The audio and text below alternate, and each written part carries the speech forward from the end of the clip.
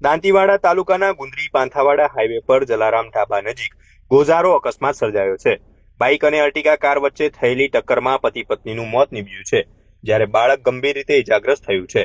મળતી માહિતી અનુસાર ગુંદરી પાંથાવાડા હાઈવે પર જલારામ ઢાબા પાસે બાઇક પર પતિ પત્ની અને 1 વર્ષનું બાળક સવાર થઈ પોતાના ઘર તરફ જઈ રહ્યા હતા. તે સમયે અર્ટિગા કાર સાથે જોરદાર અથડામણ થતા ત્રણેયને ગંભીર ઇજાઓ પહોંચી હતી.